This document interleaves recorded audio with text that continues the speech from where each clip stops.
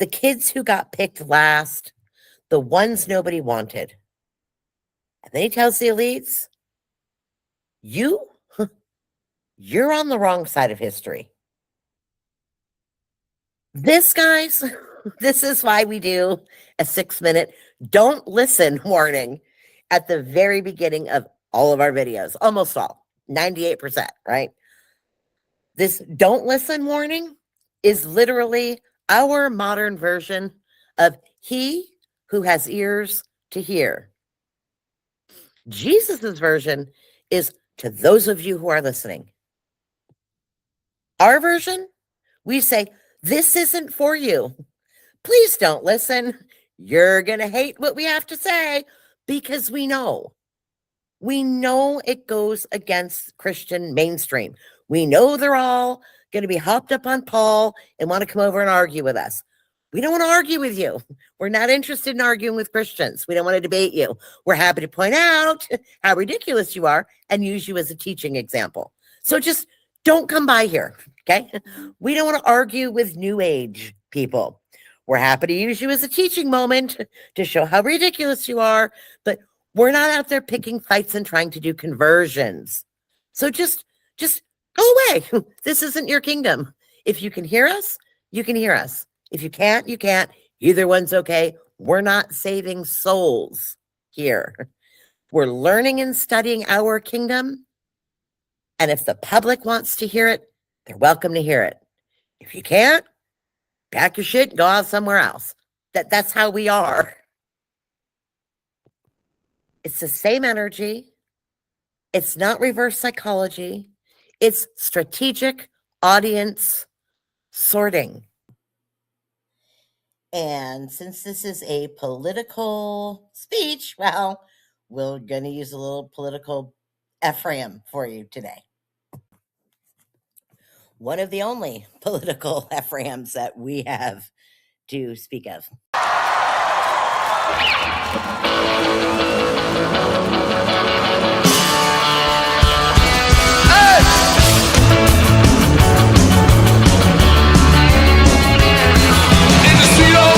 Where I come from, nobody ever works, nothing ever gets to me. Hang fire, we're hang fire. So all those Roman preachers out there on the pulpit, what they don't want is for Ephraim to get a hold of that microphone. The dictionary's been used up. There's no superlatives left. And there's nothing to read, and anyway,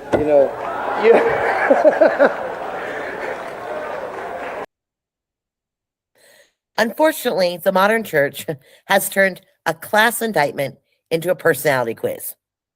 So we've got modern Christian preachers out there reading Luke 6, 2,000 years later, like, are you humble enough?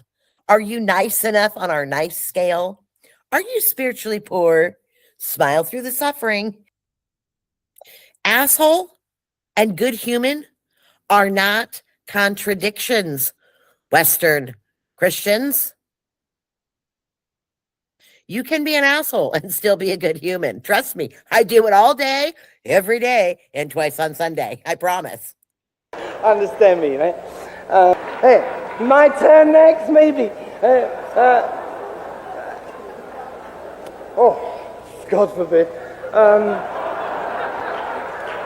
Come on, a little levity. It doesn't go down bad, right? Anyway.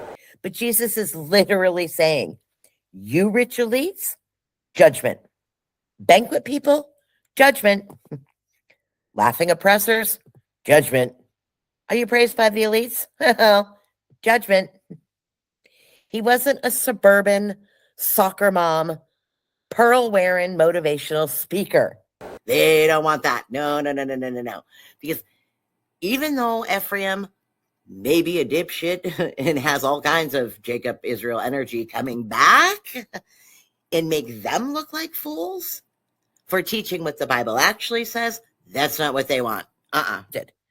Pauline Christians, that's not our kingdom. I'm not interested. I've gone over this 100 times. I've been in your kingdom. Your God didn't help me. Remember all that? We've been through this. I'm not adjusting for you. That's not how we roll over here. Hi, and welcome to our Bible study channel.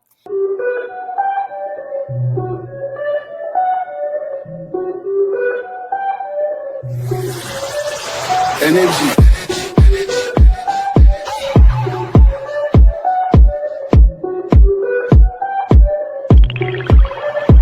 Energy.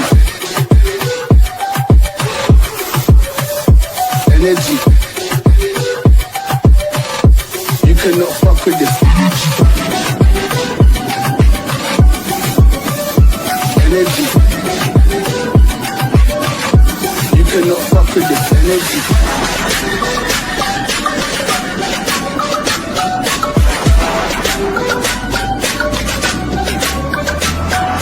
Love the doodles in the session. All of those who are listening, don't miss the message, judging me. You cannot fuck with this energy.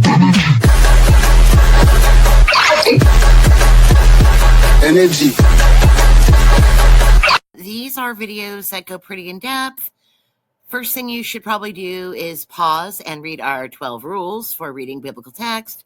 And if you don't like the 12 rules or you don't understand the 12 rules, well, I don't have time to explain them all. Go back to the book that I wrote and uploaded on this channel, which takes you through the entire arc and how we made these quote unquote 12 rules as a framework of what we found after 7 years digging meticulously and carefully through the text. So if you're confused, go do that. If I refer back, well, that's probably because we actually post these things in order.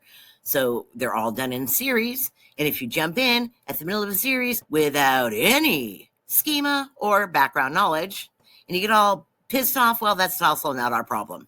This is a group where we go line by line, scroll by scroll through the text. Warning, we are not language sensitive, so if you can't handle some cussing, it's not the place for you.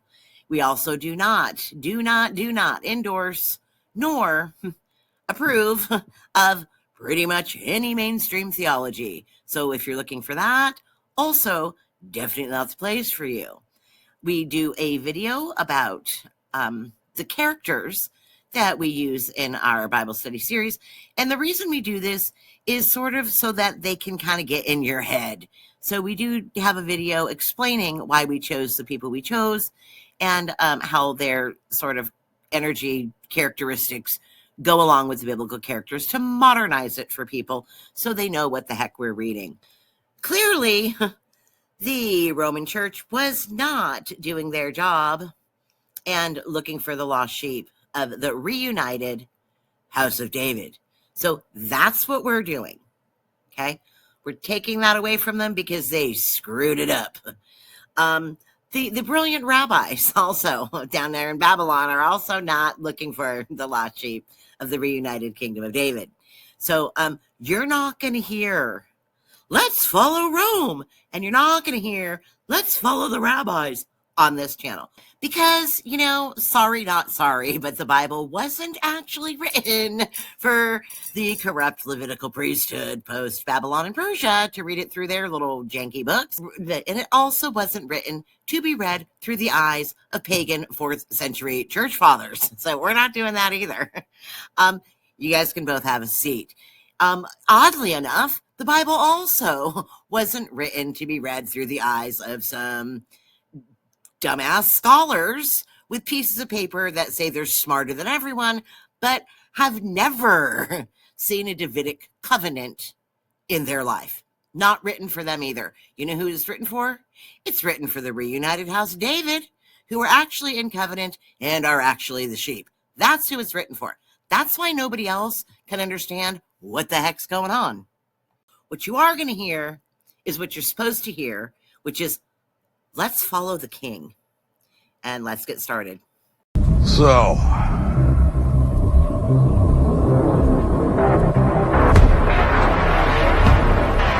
we are going to war.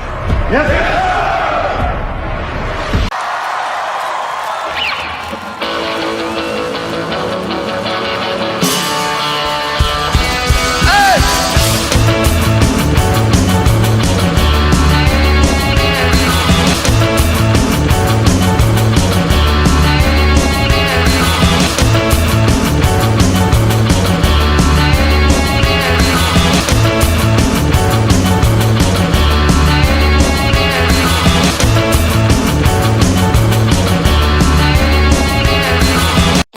Welcome back. Welcome back. We are moving along in Luke 6, second half, the bottom part of Luke 6. And this is episode D, where we get into our third audience and we get into the kingdom constitution a little bit.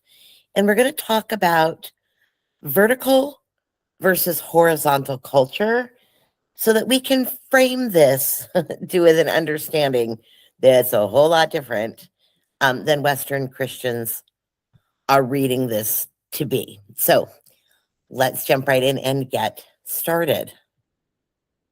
Okay, share this tab instead. Here we go.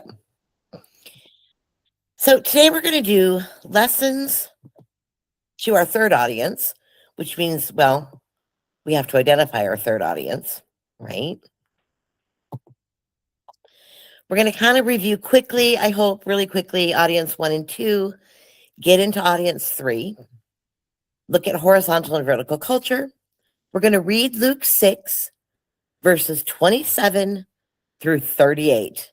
But honestly, we're just going to dig into, I think, verses 27 and 28 today, and then get to the next ones next time. We're going to frame this in honor culture, which is the most upside down, opposite, backwards, cattywampus thing for the Western brain, okay? And we're going to take a look at it with integrity versus nice, and understanding the difference between those two things will sort of give you an idea of honor, because Christians are all about how nice are you on our nice scale, and it's all about this individual morality, and Jesus is always talking directly to them, and I always say, no, Christians, the Bible wasn't written for you. That's why you can't understand it. And you can see a lot of preachers out there fumbling through this Sermon on the Plain, as they call it. We'll talk a little bit about Sermon on the Mount versus Sermon on the Plain, and why they argue about that in scholar land, and why it doesn't really matter. We're going to talk about love your enemies and bless those who curse you. What, Jesus? What are you saying? What are you saying, Jesus?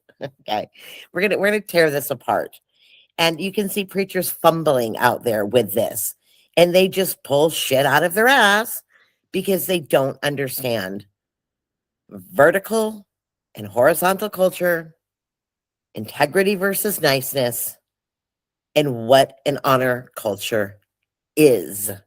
So we're going to dig into that and understand the world Jesus is speaking from and the audience he's speaking to. All right. So we always look at Greek, the time period, we put ourselves in the place, we look at the politics. Today is going to be a big one on culture, and this cultural framing will hopefully help you in all of the episodes that are to come as we continue working through the bottom part of Luke 6. And of course, we have our future plans still in play. So let's get started. We reviewed our side-by-side dodgeball team, right? And today is our kingdom constitution. So we've got our disciples versus our elite class, right? And we've got this point-for-point matchup on how the disciples were the first audience, the elite class with our woe protocol is our second audience, and you can see how these just match, point for point. Poor, rich, hungry, full, weeping, laughing, hated, well spoken of. Your reward is great. You have received your reward. Your fathers persecuted the prophets, and your fathers praised the false, or your fathers were persecuted by the prophets. Disciples stand in that prophetic line, and your fathers praise the prophets. The elite stand in a corrupt tradition. And we know that he's talking about a class of people here in his woe protocol: the land accumulators, the identity thefts, the surplus holders. Okay, this elite dining, insulated and benefiting from the system, not living the same way as the poor disciples that we talked about all this before. But here's a really nice comparison, how he's really mirroring these two classes of people when he's specifically talking and blessing the disciples and specifically giving woes to the elite class. Okay. He's making 2 columns of different people. So Jesus isn't just describing moods, he's describing classes. This is structural positioning. Okay, hungry versus full isn't like you skipped lunch. This is literal food security versus banquet culture. Okay? And Americans really have to understand, they have to moralize and individualize everything because they're honestly just not persecuted. They really aren't. You're starting to see now the elite class, right, get called out. But compared to the first century, okay, there were no government programs. There's no welfare. There's no food stamps. There's no, if you don't have food, you starve and you die. That's the reality. Okay. Yes, there are starving people. Yes, there are homeless people. But there are programs in place, food banks, private, NGOs, public, all kinds of things in our society that simply didn't exist there. So you take out all the government and all the social charity structure, and you're almost beginning to see how bad it was in the first century between the classes. Okay. This was life and death. All right. The father's line here is our smoking gun. When Jesus points and says, your fathers are the ones that persecuted the prophets, okay, he's talking about the remnant line, these disciples that he called. Now, he's not saying the disciples' fathers, right?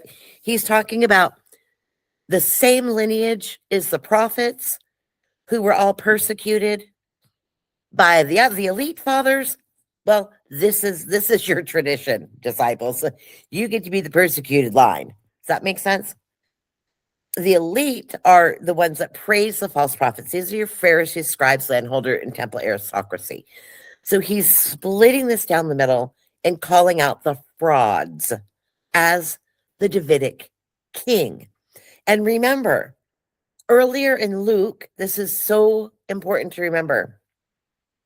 He referred to himself as the son of David and the son of man. He's referring back to the traditions of David and referring to himself as the son of man. That is, yes, human. We talked about that. But it's also the Danielic, where the scepter of the kingdom of God is passed to Jesus as the son of man in that Daniel prophecy. So he's saying, that's me. I'm the guy who's becoming king of God's kingdom because the scepter is handed to me. I'm that guy. Okay. He's positioning his place as the Davidic heir and inheritor of the scepter of God's kingdom. That's what he's doing to begin with. And now he's separating these 2 different classes of people. So he's not talking about emotions and personal individual struggles in 2023. That's not what he's doing. He's talking about genealogical, ideological, and class inheritance. This whole scene is a public confrontation, and we've already talked about everybody there. We've got people all the way down from corrupt Washington, D.C., aka Jerusalem, throughout Judea, Tyre, Sidon, up by Phoenicia. There's people from everywhere. It is a mixed bag and a mixed crowd, and it's a very public confrontation. He's got his disciples on one side and the elite opponents on the other. That's what Jesus is doing here. So this isn't a sermon on the mount. This isn't a sermon on the plain. This is a courtroom confrontation. This isn't Jesus having an attitude. The blessings and woes are class categories. So every line is a social reversal. Okay? It's the exact structure that Isaiah, Amos, Micah, Habakkuk, this prophetic woe protocol that we've talked about before.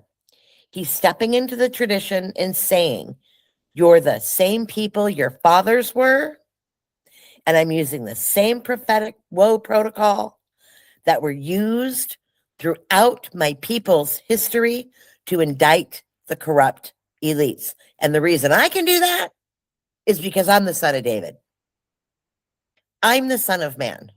I'm the one with jurisdiction here, and I'm calling you out. That's what Jesus is doing in Luke 6. It's not a sermon. It's a gauntlet. Now, Western Christian preachers are teaching it like, here's some nice attitudes to have. Be humble, be sweet, smile through the pain. But Jesus is on this hillside, on this plain, naming the ruling class to their face and telling them, you're the false prophet lineage. You're the exploiters. You're the one God's about to judge. And these disciples right here, they're the real heirs. This is a public indictment of stolen land and stolen identity, hijacked lineage. Jesus is literally saying to the third audience that we'll see in a moment, the crowd, here are the two kingdoms, ours, mine, and theirs. You pick which one you belong to. Instead of thinking of this as a quote-unquote sermon, a feel-good pep talk, okay, think of it as a draft pick. This is a draft pick, March Madness, and it's an announcement followed by a public smackdown. These losers, these nobodies, these guys who can't even catch a fish without me, those are the real heirs. You don't marry a money, it's a full-time job. Don't need decorations, I'm a lazy style. I hate Bob. I hate Bob, I hate Bob. Ooh, oh, I really am.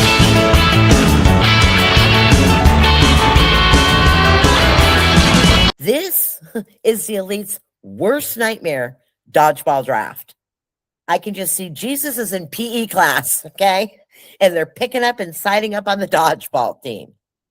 And he's saying, you elites, you're the false prophet lineage. So he's not giving a motivational speech. He's declaring sides. He says, this is the kingdom I'm building. Here are the guys I'm siding with. This is the class of people I'm siding with. Over there is the class I'm indicting. To the crowd, the third audience, choose your team. Place your bets, folks. He's publicly aligning himself with like the bad news bears, the bench warmers, the kids who got picked last, the ones nobody wanted. And then he tells the elites, you're on the wrong side of history.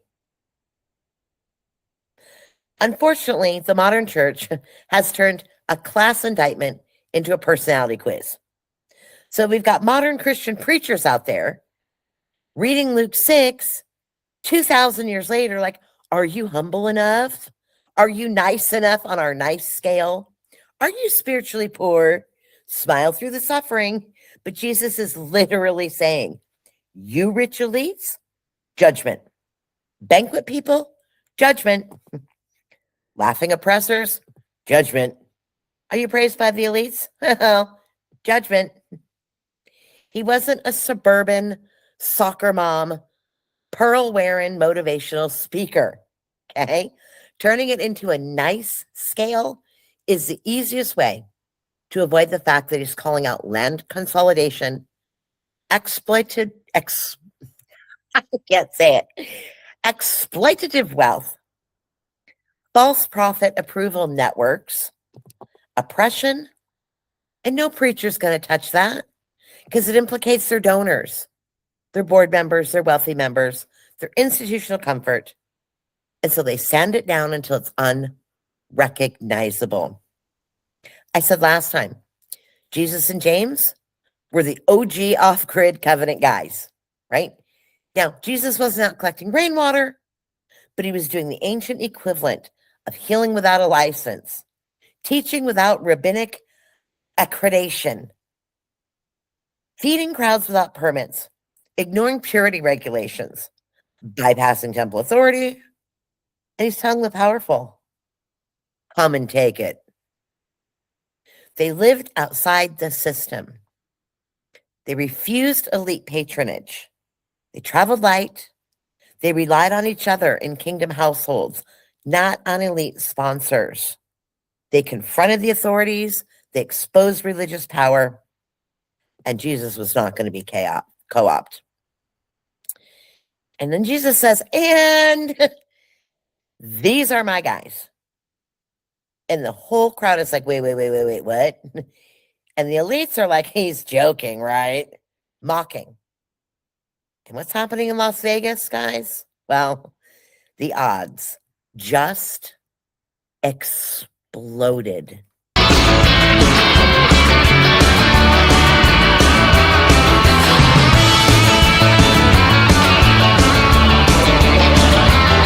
We got nothing to eat, we got nowhere to work, nothing to drink, we just lost the shirts. I'm on the go, you in for high. Say what the hell, I ain't fire. That's what the crowd is seeing. And here's a really important part of our audience shift. Jesus didn't evangelize. He filtered. Okay? I say this all the time. People get so mad at me because I'm like, I'm not out saving souls. I don't give a shit what you believe. Your soul's between you and God. They're like, that's not Christian. Well, too bad. Jesus didn't evangelize. Jesus didn't chase people around begging them to listen. He didn't chase. He didn't persuade. He didn't beg. He didn't save souls. He didn't try to win arguments. He taught the kingdom in public to his disciples, not to everybody. Listening to Jesus wasn't for everyone. He's teaching his kingdom to his people. But he did it in public and let the crowd sort itself. Does that make sense? I said a long time ago over in the ritual series, I don't need subscribers. I'm not looking for subscribers. It's the same model. We started with a very, very small group of us, like 5 of us, 7 of us, that were doing a Bible study together to figure out what the hell's going on. Go back to the book. We talk about this. And after 7 years, we said, you know what?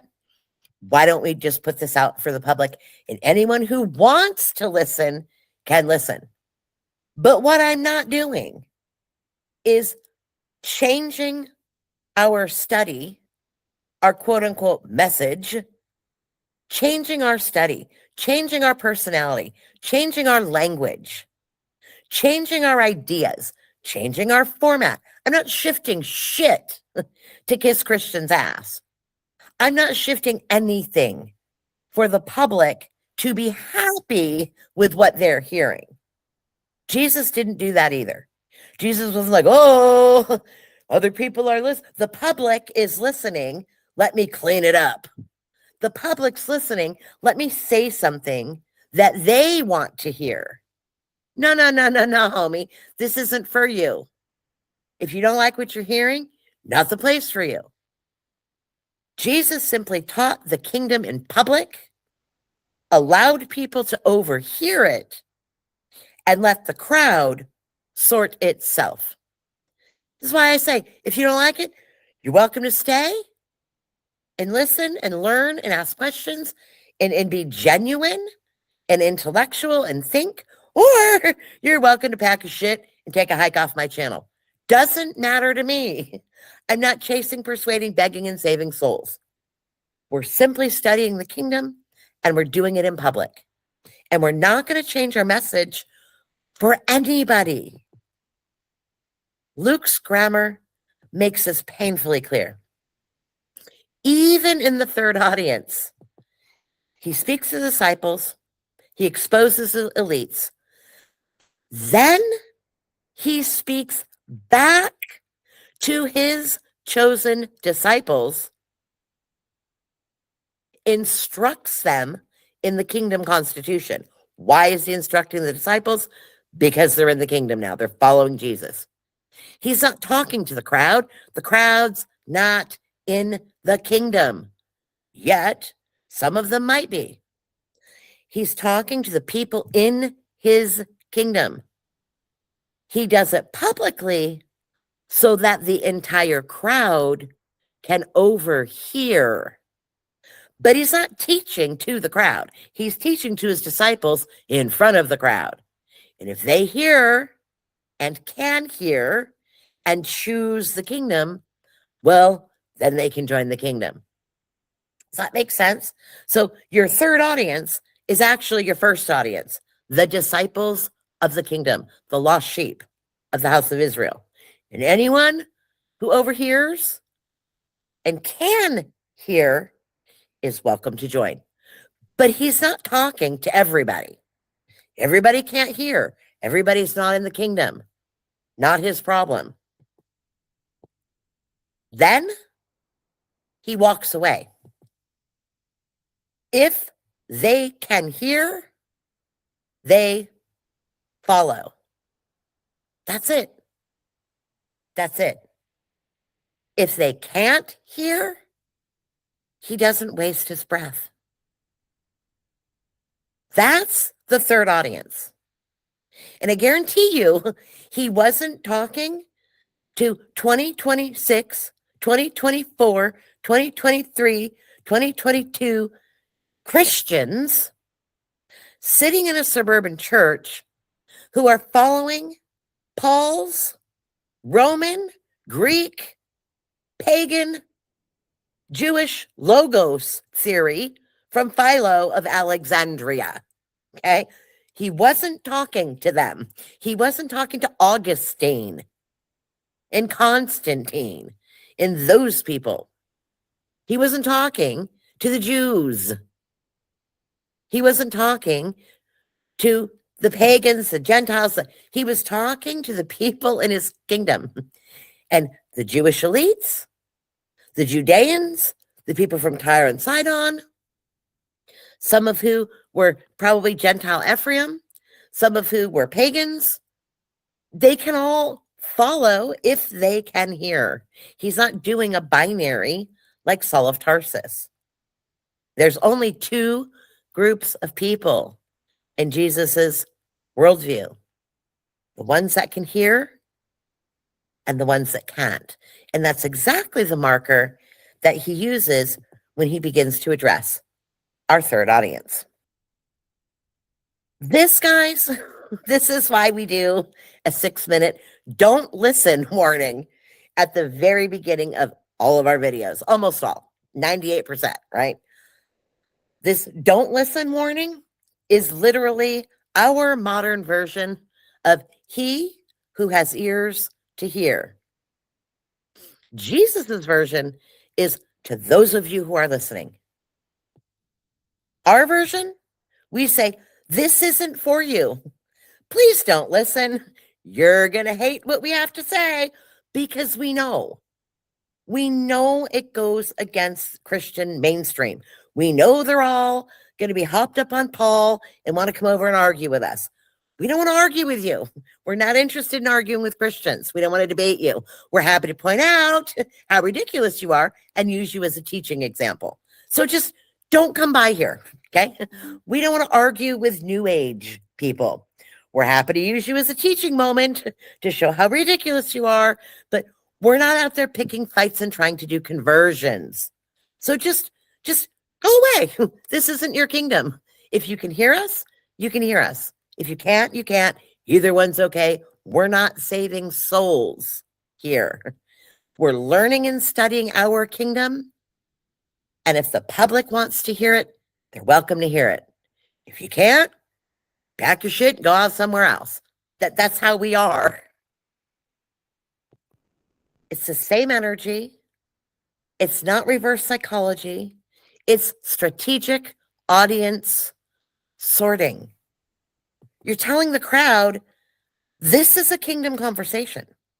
If you don't have the framework, you are going to misread and misunderstand everything we're saying. You are welcome to overhear, but we're not adjusting for you.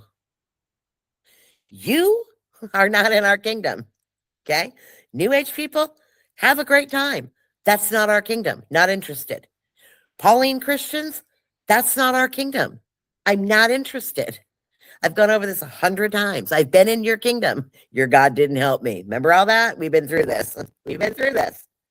I'm not adjusting for you. That's not how we roll over here. This audience shift, we're not evangelizing, we're revealing. Jesus didn't do that either. He revealed the kingdom and let the ones who resonated come closer. He's not trying to convert anyone. He's not building a movement, not trying to gather a fandom, not trying to save the souls of strangers, not trying to be palatable. You don't need a spoonful of sugar for the medicine to go down. Okay? It is what it is. That's the Davidic kingdom energy. It is what it is. Said that 100 times before. Team David, it is what it is. Take it or leave it. This is what Jesus did with the disciples. He taught the disciples in front of everyone else, so the crowd could overhear, observe, decide. But the general public, they weren't the target. The disciples were. Jesus didn't open with welcome everyone across the world. Let me make this easy for you. That's not what he was. He said, blessed are you, my disciples I just chose. Woe to you, the elite class, and to you who can hear. Well, who are the only people up to this point who can hear? That we're sure of, right? The disciples he just chose. Clearly they're hearing because they followed him. Now he's going to teach the people he picked, the blessed are the poor, those guys, he's going to teach them how to behave in the kingdom. But he's teaching them in front of the crowd. And anyone in the crowd who can hear, well, they're welcome to follow along.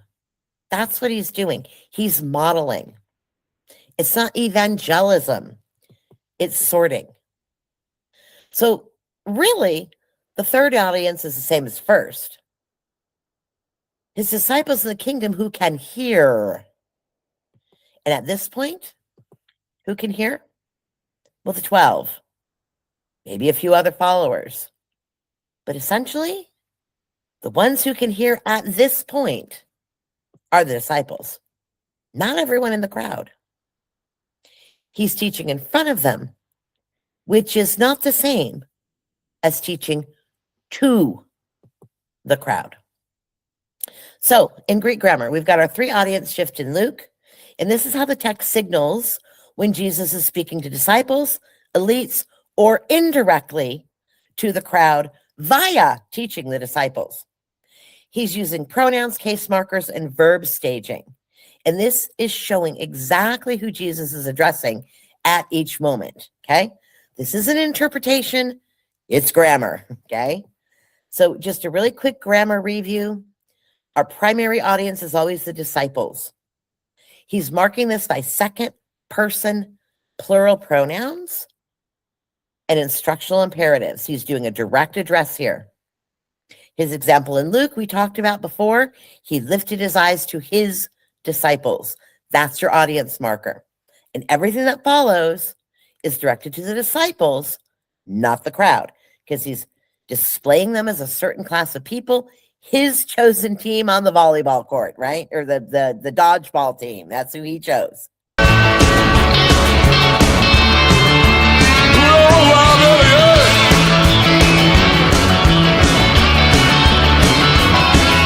Take $1,000, go have some fun.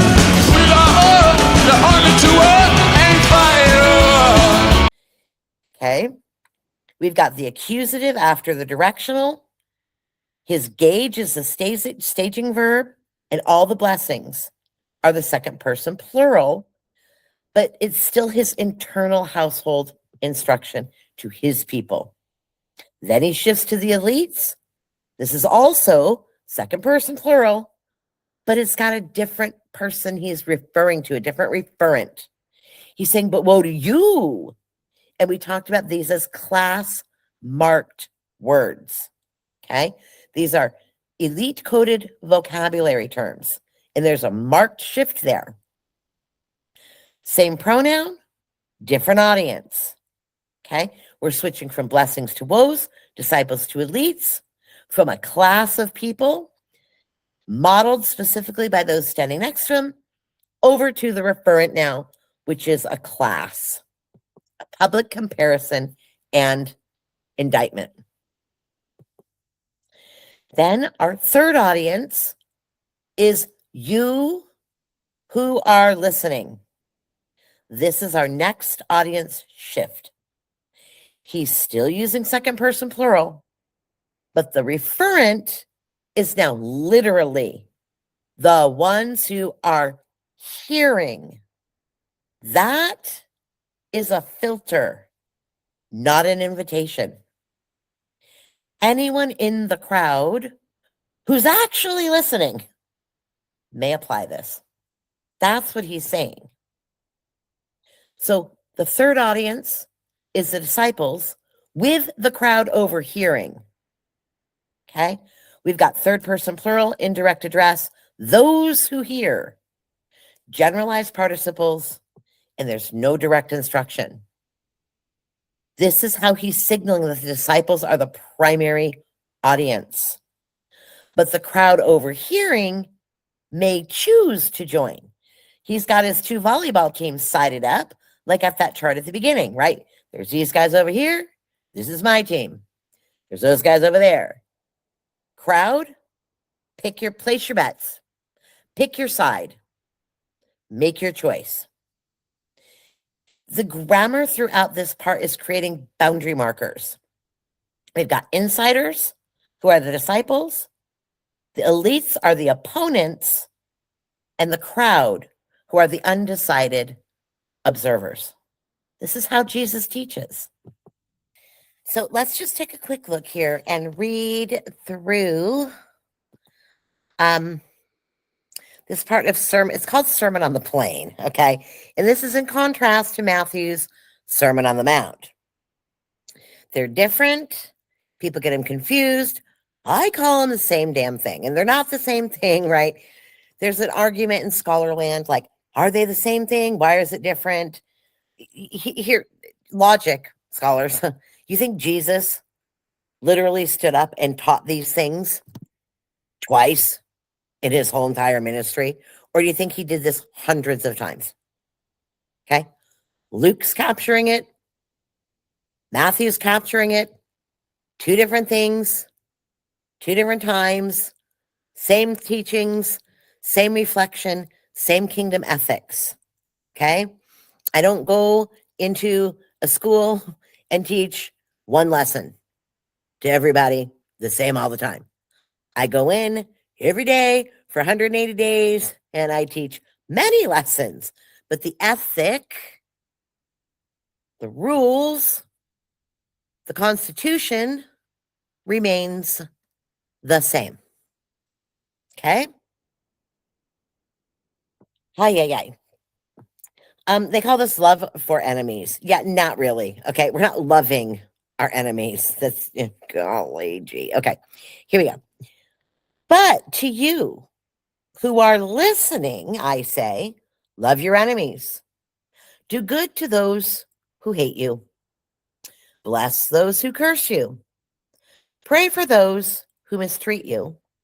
And to the one who strikes you on the cheek, offer the other also. And for the one who takes away your cloak, do not withhold your tunic also. Give to everyone who asks you, and from the one who takes away your things, don't ask for them back. And just as you want people to do to you, do to them. If you love those who love you, well, what credit is that? Even sinners love those who love them. If you do good to those who do good to you, well, what credit is that? Even sinners do the same. If you lend to those from whom you expect to receive, what credit is that to you?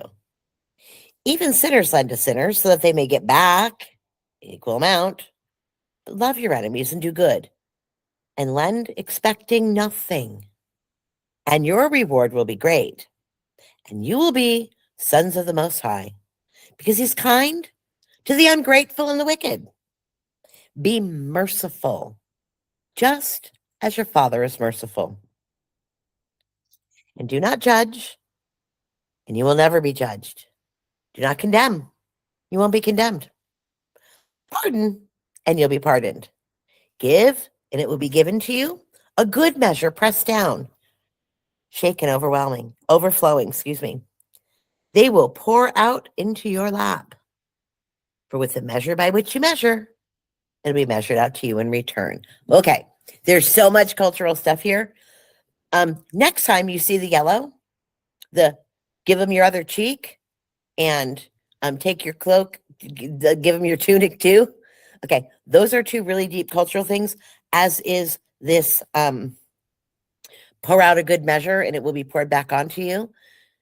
Western Christians, just that little part, we'll get into this another time because we're just doing like the first two sentences today. But this, don't judge and you won't be judged. People assume he's saying from God. Where in here does it say, do not judge and God won't judge you? Do not condemn and God won't condemn you? Does it say that? It says, be merciful, like your God will be merciful. So if you take like line, 32, or, love your enemies, do good, lend back, because your son's the Most High, even he is ungrateful. He's kind to the ungrateful.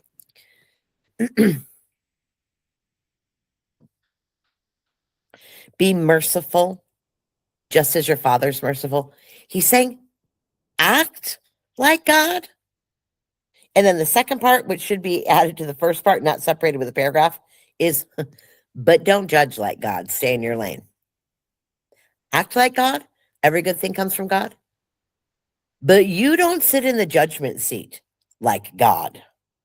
Okay? He's talking about judging other people in the community. So if you don't condemn people in your community, the people in the community won't condemn you back. That's for another time. It just always shocks me that Christians think this says, don't judge and God won't judge you. I don't know where that comes from. So I just want to throw that in. But we'll get to that.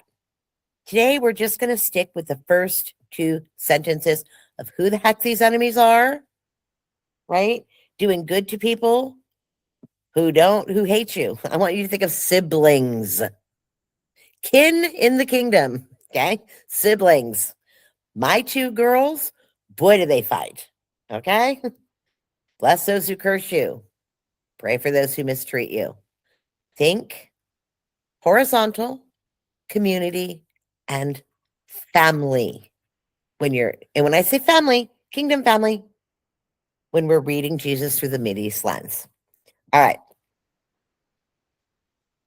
Let's keep going. Now that we got the audience out of the way, I want to kind of explain vertical and horizontal culture. And we're going to do a couple little anecdotes here. And I'm going to tell you a story about Saudi pizza. And then we're going to look at American headlights. Because these two things show how diametrically opposed American brain, American thinking, American culture is to the world and culture Jesus is in. And you can still see it today. So we're going to use some modern examples to understand why Western and specifically American Christians are the worst. Can't get it. Okay. I mean, I guess you can, but you're really going to have to try hard on this one. Okay. When I lived in Saudi, I was standing outside they have, Western compounds where expats would live. And so I was at a compound. There's it's gated, like a gated community, right? So I go outside the guard gate to get my pizza because I ordered a pizza to be delivered.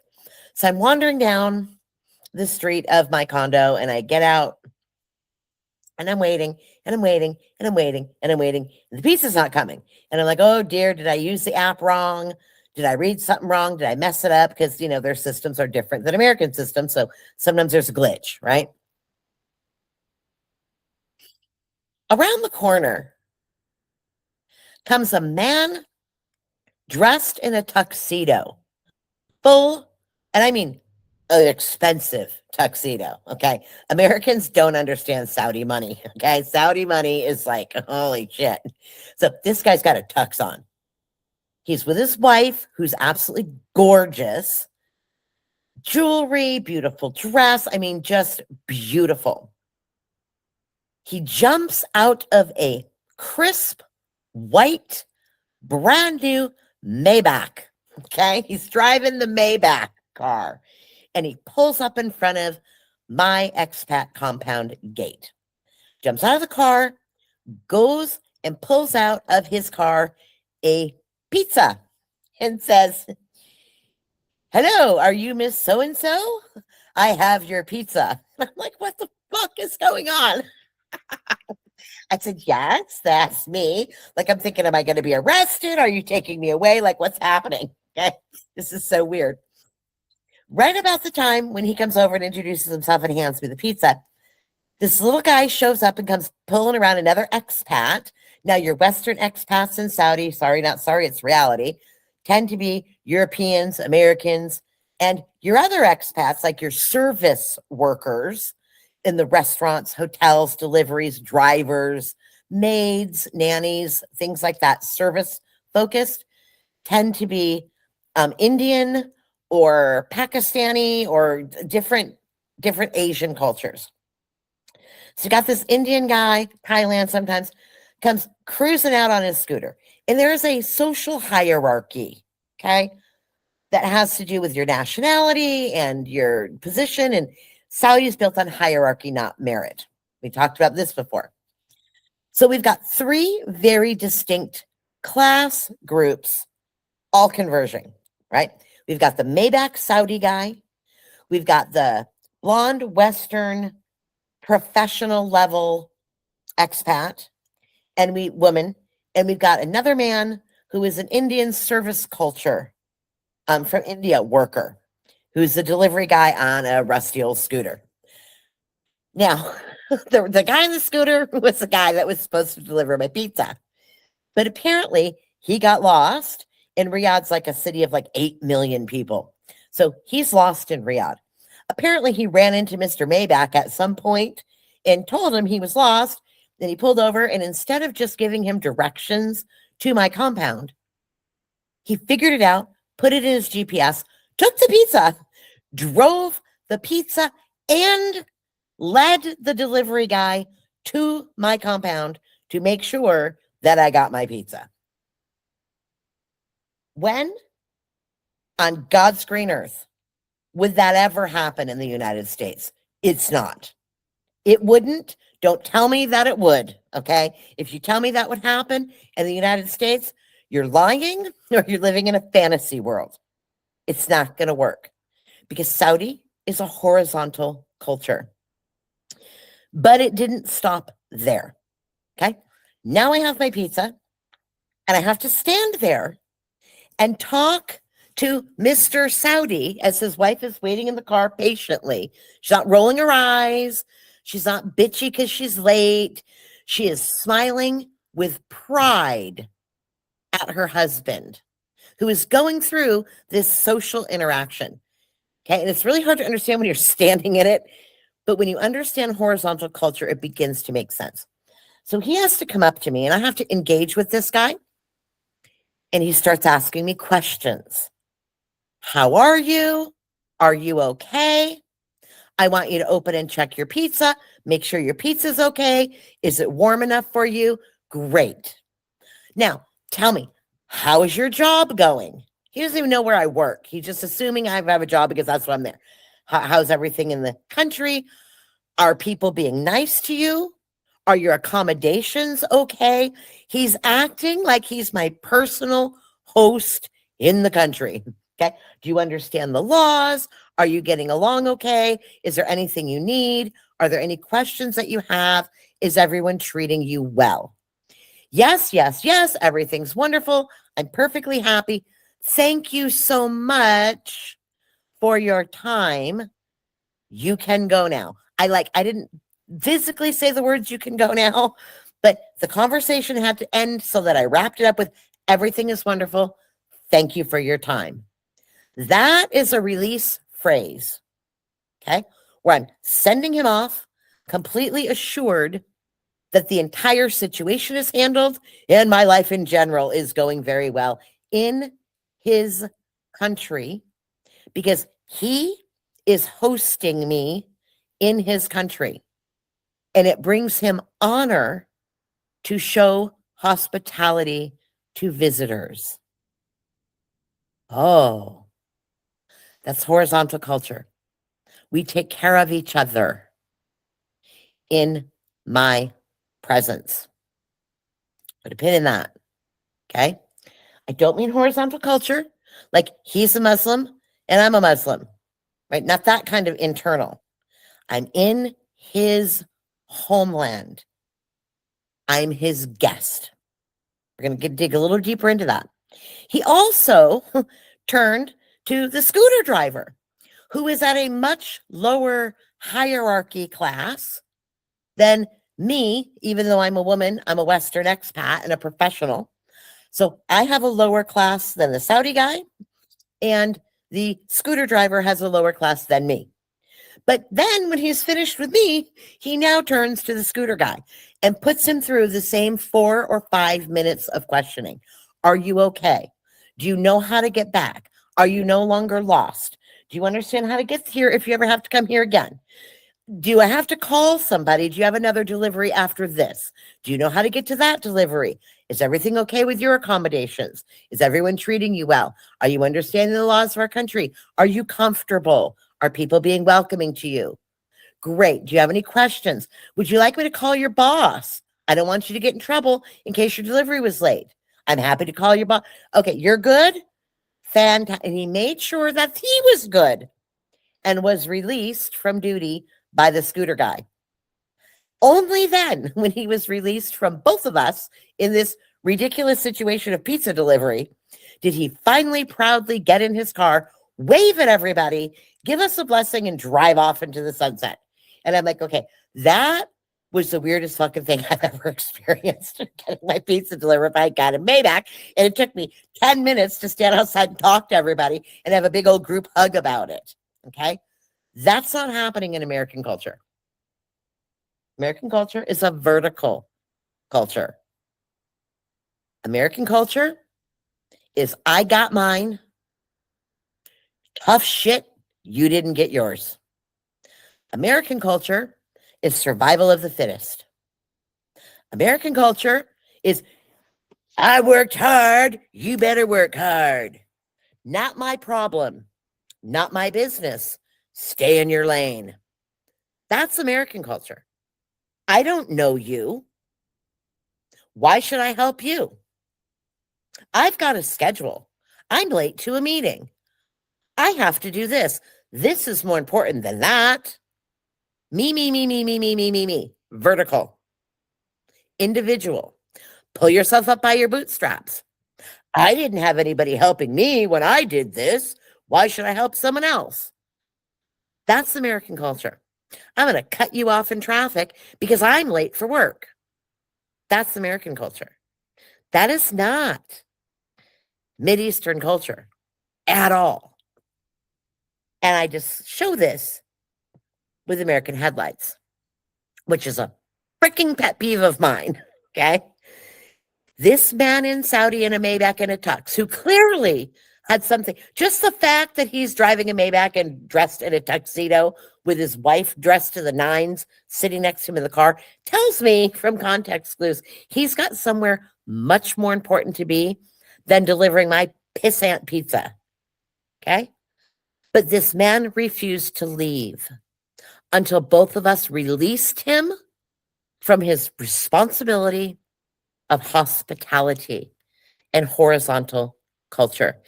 Now, what's important to understand is this man wasn't nice. This wasn't niceness on the nice scale. He wasn't being polite. He wasn't letting me walk all over him. This was not a sign of weakness. Okay. Americans see that as weakness. He's whipped. He's a wussy. He's a beta male. He's doing all this for other people and he's not taking care of himself. Rugged individualism. No, this wasn't about that. This wasn't about manliness, politeness. It wasn't about customer service. It's about honor. Deep, deep honor that is so ingrained in this culture. It predates Jesus. It predates David. It predates your Bible. Middle East and the Davidic kingdom are built on a culture of honor, and you can still see that in the Middle East today if Americans understood.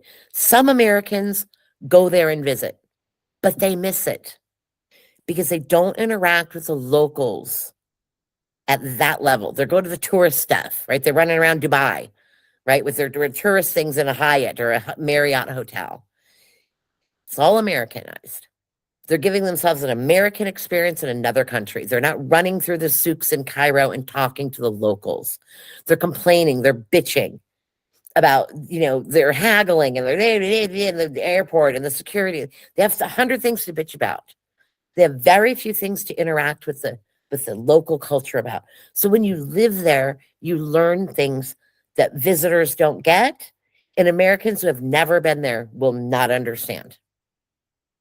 This man was performing an honor ritual within a horizontal culture. Okay? Honor in a Middle East culture is the highest law of the land in a horizontal culture. Honor is a low, low, low thing in American culture. In honor culture, here's the whole logic, guys. And this is the logic that runs the Davidic kingdom of Jesus right here. Write this down. Your dignity is my responsibility. That's honor culture.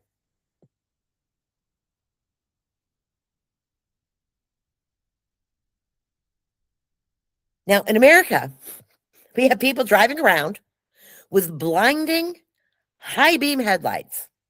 And if they're not high beams, they sure as frick look like it, okay? They're regular beams on these stupid ass LED. And I'm sorry out there if you guys are driving around with your brand new LED headlights. Go to the frickin' dealership and tell them to adjust your damn lights, okay? Because they look like high beams. They're higher beams than the highest beam on a halogen bulb. Just saying, okay? And they're driving around with these freaking things. And I'm in Alabama, on the border of Alabama and Tennessee, where we've got Jim Bob with his lifted freaking truck, okay, where they're literally right in my eyes, and he's on my ass in his lifted truck 2 fucking inches behind me. You know what I do? I put on, I annoy them right back. I will put on my freaking hazards and drive 20 miles an hour just to fuck you. Get off my ass with your high beams. Go to the dealer and have them turn your lights down. But they won't. You know why they won't? Because here's American culture. I don't care if it blinds everybody else on the road. And you get a migraine. And your eyes are blank for 4 fucking minutes. And you can't see. And you're ready to drive off the road. I don't care that you have your kids in the car and can't see. You can hit a deer. I'm not hitting a deer. I'm protecting my family from hitting a deer because I live out on a rural road. So when I'm driving through a non-rural road, I'm going to blind everyone around me. And I don't care how you feel about that. That's American culture. This is vertical. I got mine. You figure out yours. I literally have to wear sunglasses to get through traffic at night. Like, I can't drive after 7 o'clock at night. It's dangerous for me. I can't do it. People don't care. My safety is better than your safety. Don't care about your safety. Don't care if you literally get run off the road because of my freaking Jeep with high beams in your face. Don't care.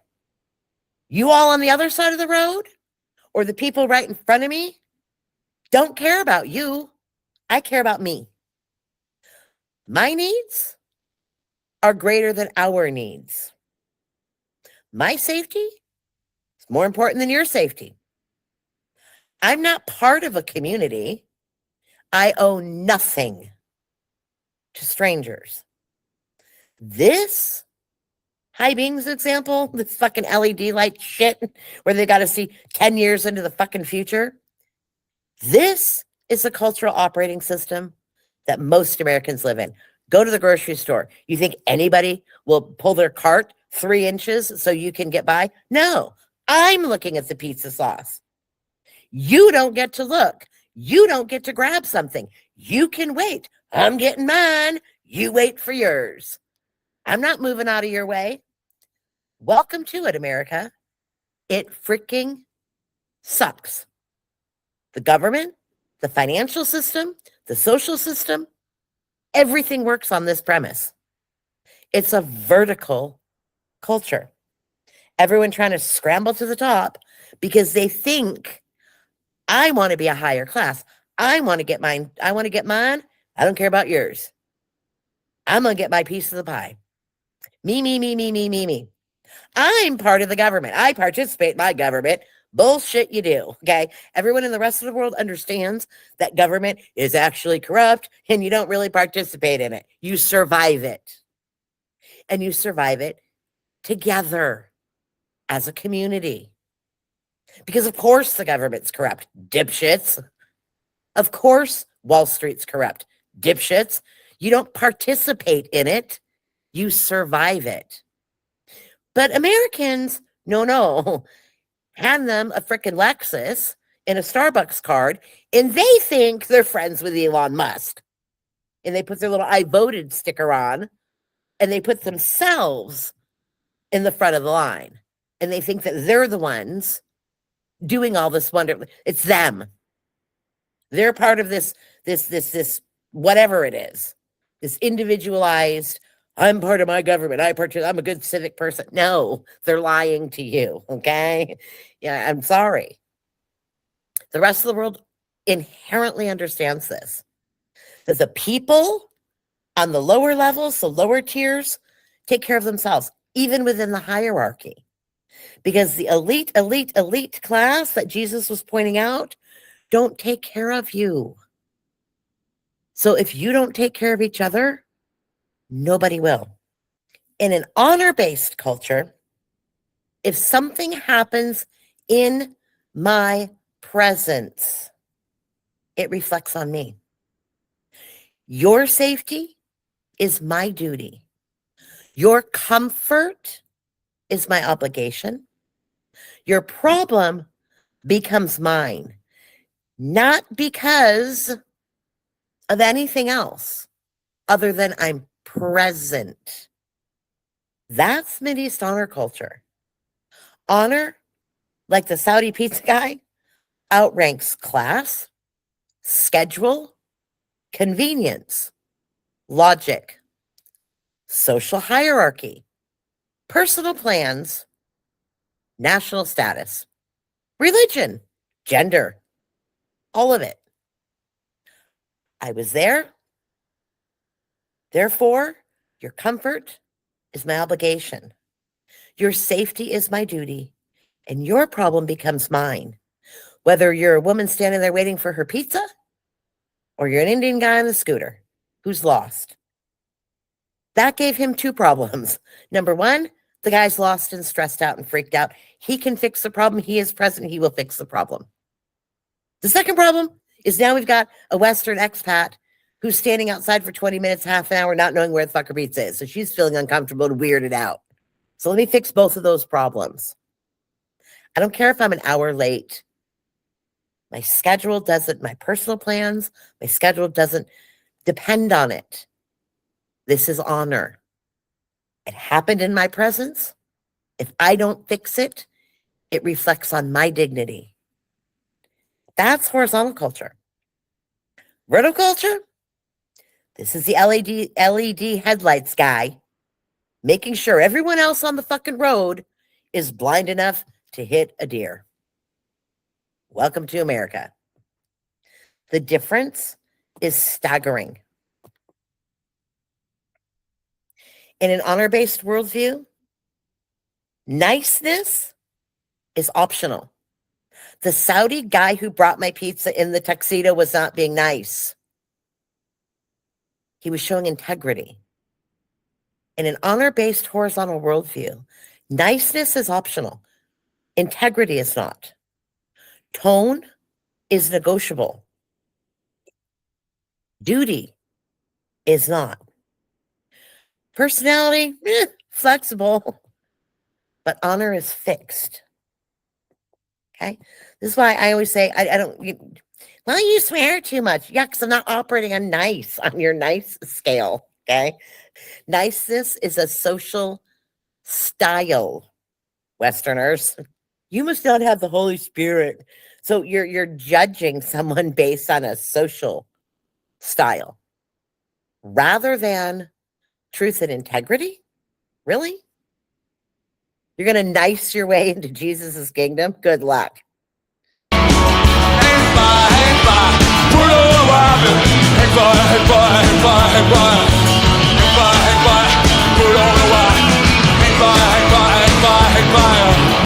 Niceness is a social style. Honor is a moral stance. And often, at least in my experience, the people who are the most, quote unquote, nice on the nice scale tend to have very little honor. You know why? Because the time to show honor is when it's hard. And they don't have the backbone for it. They're people pleasers. They want to say the right thing, do the right thing. Don't be embarrassed. Don't say that. You have to be nice. Don't call anybody out. They don't stand up for what's right. They put their head down and they're polite on the nice scale.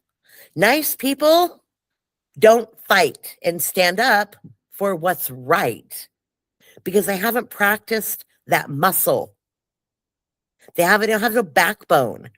They fold like a cheap lawn chair in a strong wind. Why? Because they're not practicing morality and honor. They're practicing social graces and niceness and popularity. They're two different operating systems.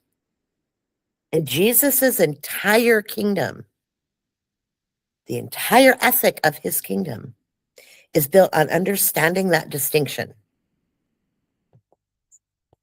Americans don't. Honor cultures don't care if you're nice. They care that you showed up.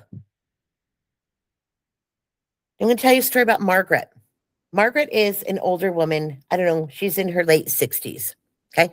I've never met this woman before, but I would drive down to the gas station, maybe, a mile away to get, coffee or whatever, right? Fill up with gas and coffee. And I would see Margaret, what we're going to call her Margaret. It's not her real name.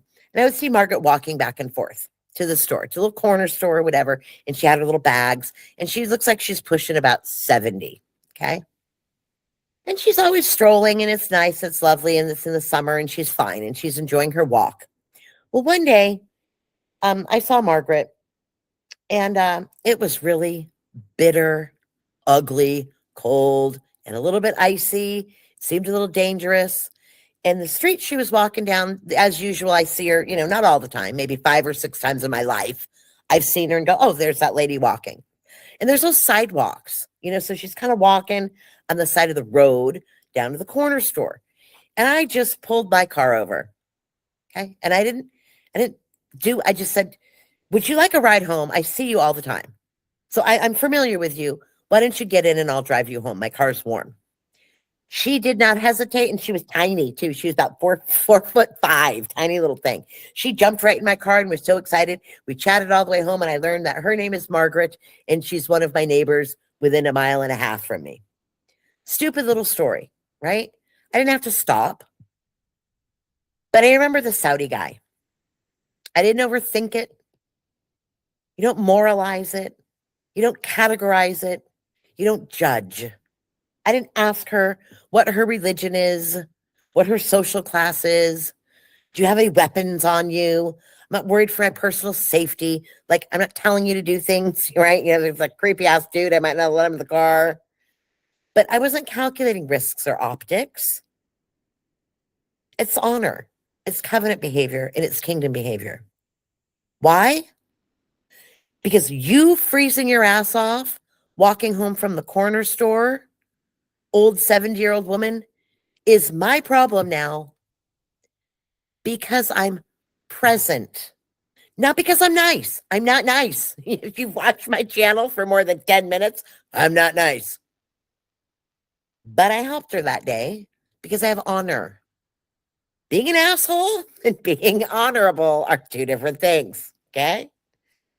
That's covenant kingdom behavior. I didn't ask her, are you in the Davidic covenant? Otherwise, I can't give you a ride. You give to people when you're there. Does that make sense? Like the Saudi guy. The problem happened. I saw a way that I could make someone else's life more comfortable, so I did it. Regardless of my schedule, I even had to, it was so embarrassing because my daughter threw a bunch of shit on the floor when I dropped her off to work. I had to literally clean the floor of my car so I wasn't embarrassed when she jumped in the passenger seat. Like, I went through all that for this lady, right? You just do it. When they're there, who cares if it's inconvenient? I didn't even brush my teeth that morning. I was just like rolled out of bed and ran for some gas. It was really inconvenient. I would have rather met her when my makeup was on, hello, I'm your neighbor, and had a cat. I didn't. I was scuzzy. I smelled. I was in my pajamas, for heaven's sakes. My teeth weren't brushed and my car was a mess. Don't care. It's not about me. It's about being present in the moment that makes someone else comfortable. That's duty. That's honor. It's nothing to do with being nice. Okay? Your personality, you can be sarcastic, blunt, spicy. All that is irrelevant to the act itself of showing up on a horizontal level. In honor logic, if I'm present, it's now my problem too. Asshole and good human are not contradictions, Western Christians.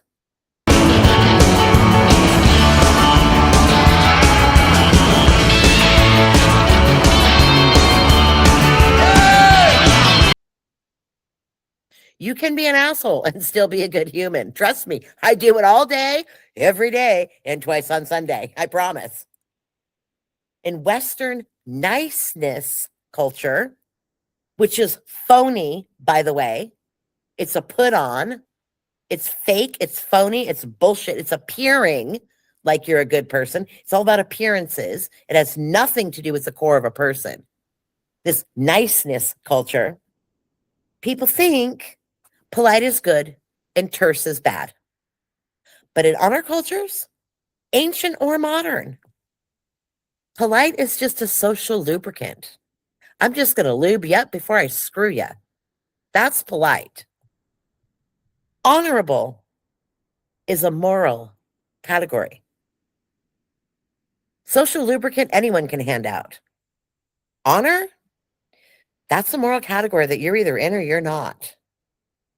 So you can be loud, sarcastic, blunt, swear, impatient, chaotic, and still be loyal, generous, protective, responsible, dignifying, giving dignity to others, and trustworthy. So Mr. Tux, the scooter guy, and my neighbor Margaret. Well, Mr. Tux didn't know me or the scooter guy, and I didn't know Margaret. I didn't owe Mr. Tux anything. He didn't calculate status, gender, hierarchy, religion. He didn't check categories. He didn't ask, is she one of us? He just saw a vulnerable person and acted on something as foolish as a pizza. Okay? Like, who really cares in the grand scheme of things? But in honor logic, again, I'm present, therefore it's my problem.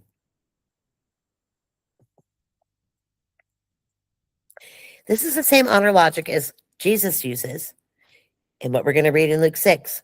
Give and don't ask back. Judge not, condemn not, release. Do good to those who hate you. Love your enemies. Not because you're nice, but because you're anchored. The dignity of your presence will not be taken by someone else, regardless of who or what they are. Because I'm present.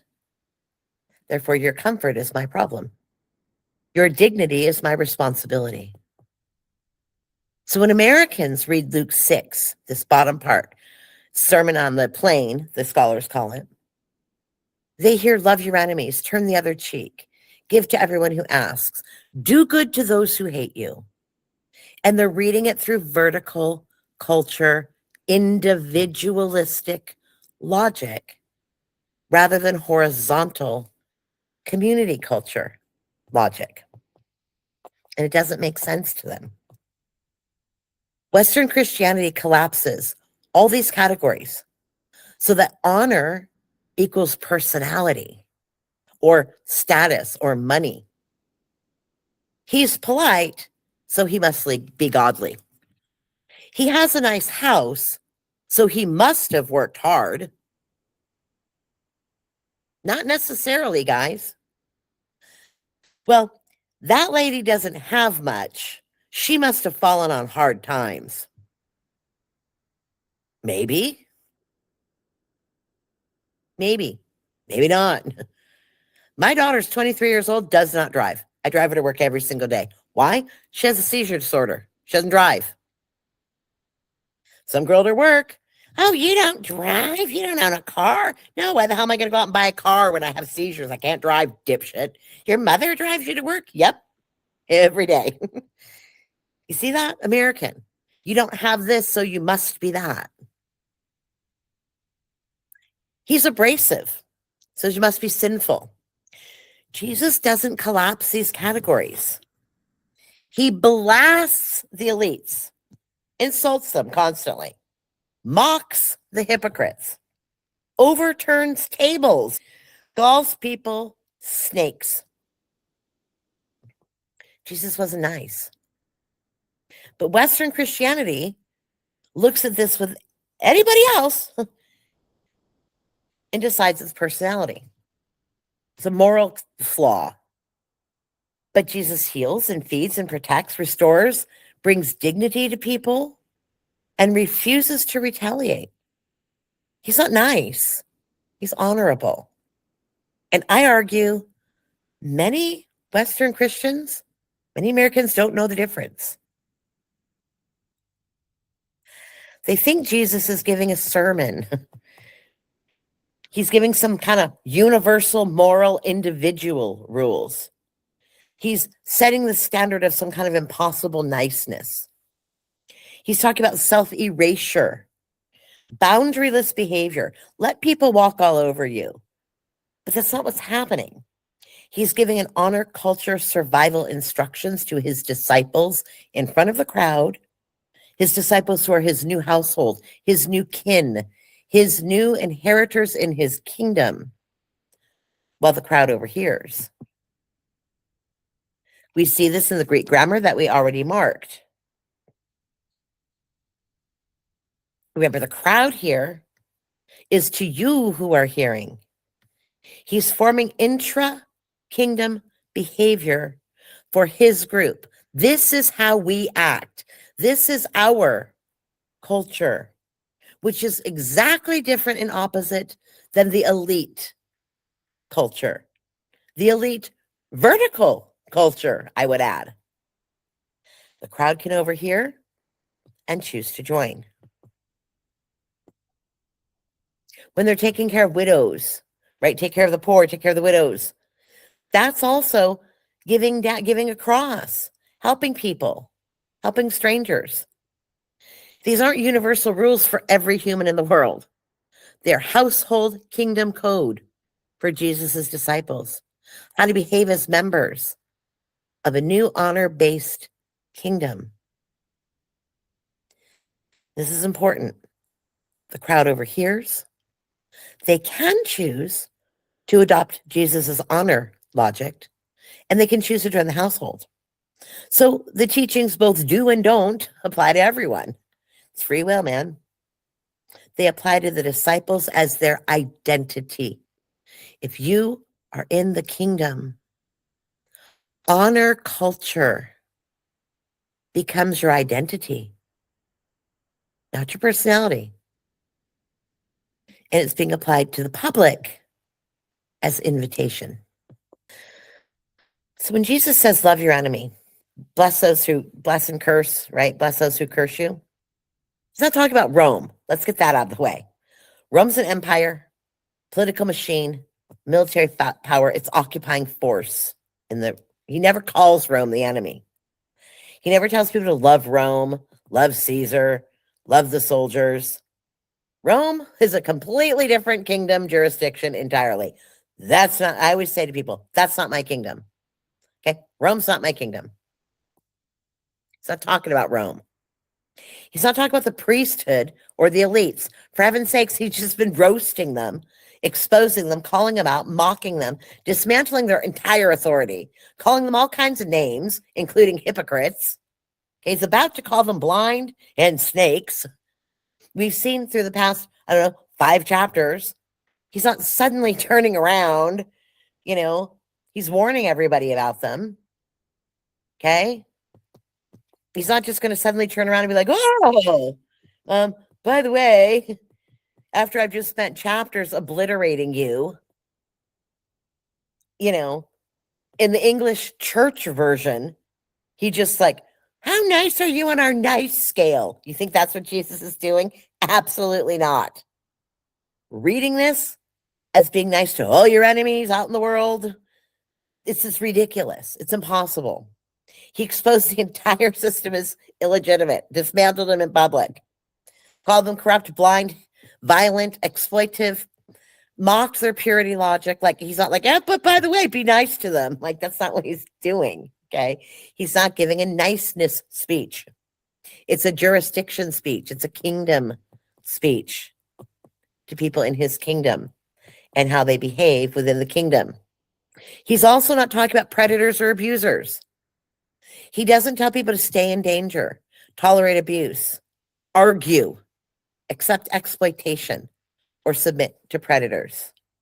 He tells them to flee, shake off the dust, avoid the wolves, beware of false teachers, and be wise as serpents. I'm sorry I'm not nice to Christians. Christians are not my friends. Pauline Christians, I'm not here for them. Okay? If you know my story, you understand why Pauline Christians, the God they serve, and I do not get along. Okay? That doesn't mean that when I saw the little old lady walking down the road, okay, Margaret, that I stopped and said, are you a Pauline Christian? Because you can't get in my car. I didn't do that. But I'm not kissing their asses either. Okay? Their system allowed attack and abuse on me for 48 years. Supernatural attack and abuse on me for 48 years. And didn't help, and blamed the victims, and fucking lied about it. They're not my friends. So when someone comes on here, it's like, oh, they're a Christian, you should be nice. No. They're in a different kingdom, and they're serving a different God. Don't tell me I have to kiss their ass because they use the word Jesus and I use the word Jesus. Different kingdom. We're not aligned. Jesus is talking about in-community conflict. And this is the part the Westerners can't see. In Middle East honor culture, the enemy often doesn't mean a villain, predator, a threat to your life. He's talking about relational enemies. Now, to me, In my experience, and if you don't know what that is, go all the way back. Pollyanity is a villain to me in my personal life. The people that attacked me from that baptism, predators, and literally a threat to my life. What was I threatened with since childhood? Soul death. So to me, they're an enemy camp. So I don't argue with them. I've said before, I don't have the emotional niceness to argue with Pauline Christians. You want to? Go ahead all day. They're not welcome here. If they want to listen and get information, you can listen, but don't start shit. Don't start none. There won't be none. There it is. They need a ride. They need help. They need charity. I'm happy to help. Don't start none. There won't be none. You see the difference? Jesus is talking about relational enemies, not villains or predators.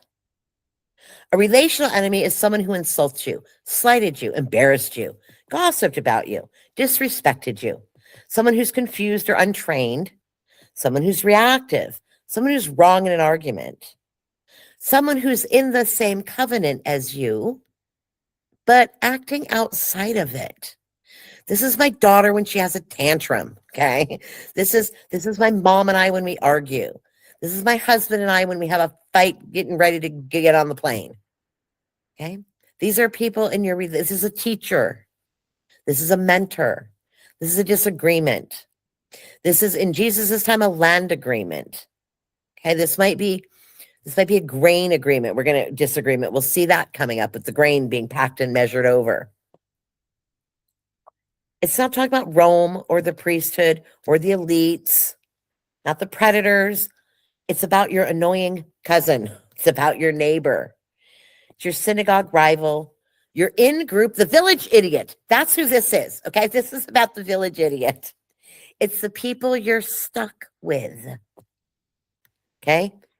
So Jesus is talking about status enemies, not moral enemies. This isn't about moral enemy. In honor culture, an enemy is someone who insulted you, slapped you, took your coat, demanded something, embarrassed you, or challenged your status. These are the people Jesus is talking about, not morality, not serving other gods, not empires who exploit and abuse, not upper class, dragging you into court. Not them, okay? This is people who irritate you, disrespect you, misunderstand you. Not the people who are trying to kill you. So he's saying don't mirror the idiots in your own community. That's the whole point. This is why he says things like turn the other cheek, give your shirt. And we're going to see those two. We're going to pull those two out next time, just specifically the turn the other cheek and give your shirt. We're going to really focus on those because there's a huge cultural layer there as well. He says, release them from their obligation. These aren't instructions for dealing with abusers, wolves, corrupt priests. They're completely different categories, and Jesus doesn't collapse categories. Also, Psalm 23, you prepare a table before me in the presence of my enemies. Guys, we did this back in the David Psalms, right? I keep saying I'm going to finish putting up all the rest of the Psalms that we've done. But go back and review. Here's your homework if you want homework. Review Psalm 23. We talk about this there. You prepare a table before me in the presence of my enemies. Jesus' enemy that he's talking about coming up in this part of Luke that we're going to read in a minute is the same category as the enemy in Psalms. It's the same Davidic kingdom. Psalm 23 is the people who watch your honor rise. The enemies are not the Philistines, the Assyrians, or foreign armies. They're rivals. Thank goodness for difficult teachers. We talked about that when we went over this psalm. Critics, jealous neighbors, people who doubted you. People who want you to fail. They curse you because they want you to fail. God says, don't destroy them. Don't punish them. Don't remove them. I will honor you in their presence. That's the banquet scene. That's the psalm. That's the Sermon on the Mount. That's the Sermon on the Plain. That's on our horizontal culture. This banquet that we talked about in that psalm is a status reversal. When God prepares a table before your enemies, your honor is restored. Your dignity is elevated.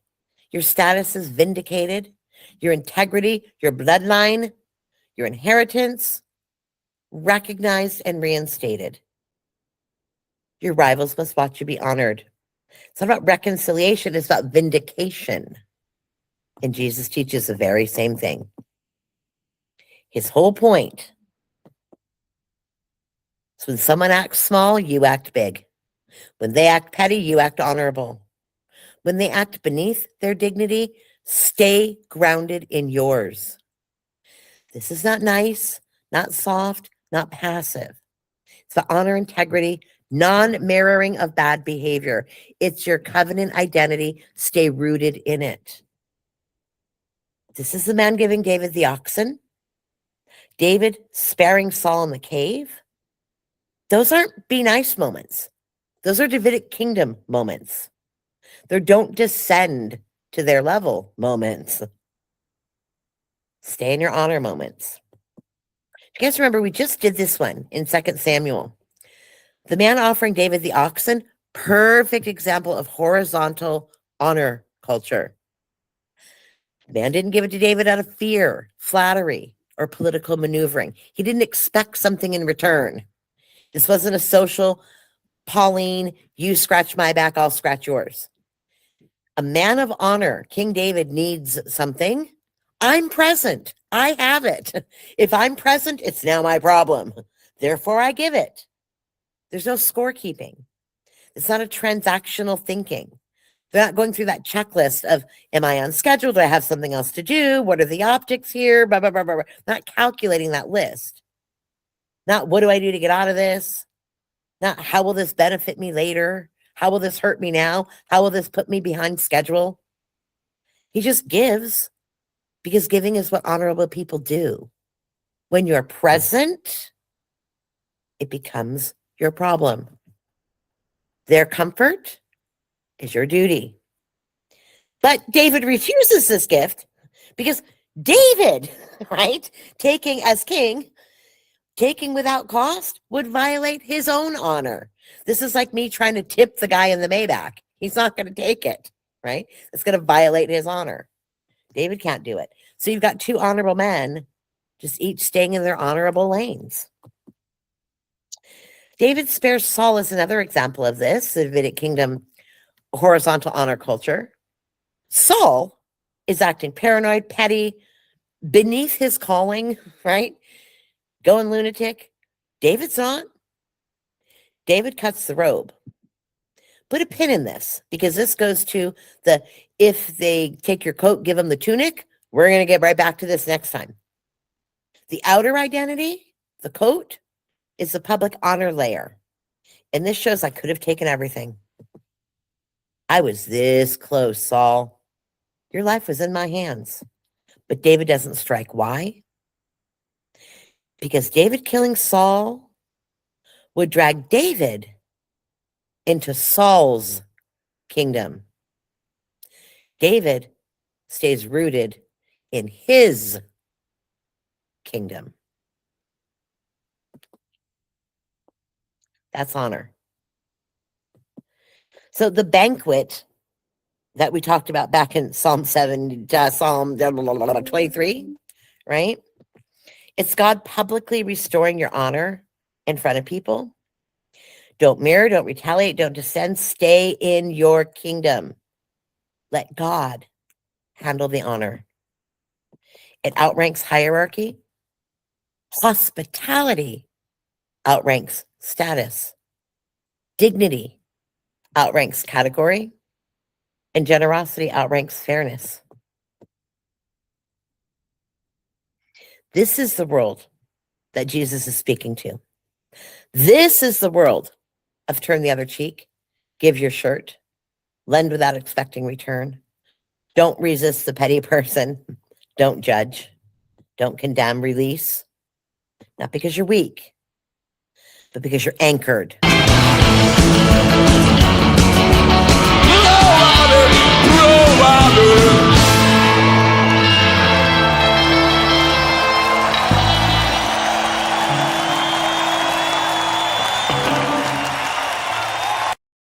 And these are the things that we're going to pull out line by line and look closely at within horizontal kingdom culture the next time.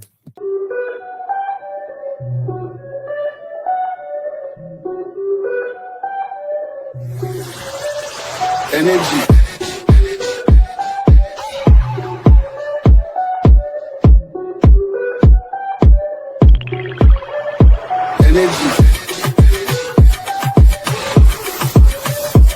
Energy. You cannot fuck with this. Energy. You cannot fuck with this energy.